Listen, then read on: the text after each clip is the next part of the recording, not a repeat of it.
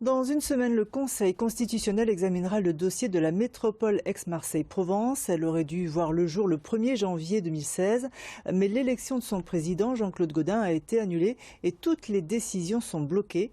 Un imbroglio juridique qui suscite bien des inquiétudes et qui n'est pas sans conséquences, comme nous l'expliquent Jean-Louis Boudard et Sylvie Garat. L'année 2016 a mal commencé pour Jean-Claude Gaudin. Dans l'attente d'une décision du Conseil constitutionnel, le président de la métropole Aix-Marseille-Provence n'a pour l'instant aucun pouvoir ordonnateur. Début janvier, en présentant ses vœux à la presse, il s'est quand même voulu rassurant. Les salaires des 7500 fonctionnaires seront payés dès janvier 2016, sans retard. Les agents des ex-intercommunalités ne sont pas rassurés. Pour autant, si le paiement des salaires de janvier semble acquis, il existe d'autres motifs d'inquiétude pour Patrick Ruet, le secrétaire force ouvrière des territoriaux. Ce qui est sûr, c'est que ce n'est vraiment pas de nature à faire donner confiance au personnel. Parce que là-dessus, on a un président qui aujourd'hui est le président qu'on ne sait pas demain de quoi sera fait. On a quand même des institutions qui se retrouvent plus ou moins bloquées. Et demain, comment on va pouvoir avancer au niveau du travail? Parce que les services, petit à petit, vont se mettre à ralentir.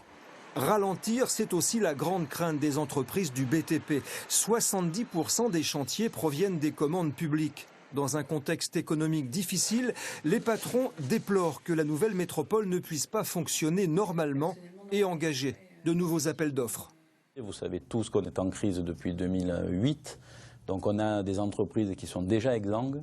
Le fait qu'il n'y ait pas de gouvernance et pas de décision possible sur certains sujets va être probablement, pour certaines en tout cas j'en suis sûr, la goutte d'eau qui va faire déborder le vase et qui risque de faire détruire des entreprises et donc détruire de l'emploi. Et puis il y a aussi un problème d'image. Sur les 10 métropoles nouvellement créées, celle d'Aix-Marseille-Provence est la seule à ne pas être encore opérationnelle. Cela fait un peu désordre. Ma grande crainte, c'est que ça retarde beaucoup les éventuels investissements qui pourraient venir de l'extérieur. Puisque la situation, nous la vivons de l'intérieur de la métropole, mais vue de l'extérieur, vue d'en dehors des Bouches-du-Rhône, il faut bien reconnaître que ça ne fait pas très sérieux. Avec ses 1 800 000 habitants, la métropole Aix-Marseille-Provence est une géante, immobilisée, entravée, paralysée par l'incapacité de ses élus à pouvoir travailler ensemble. Il est pourtant urgent que cette métropole se mette en marche au nom de l'intérêt général.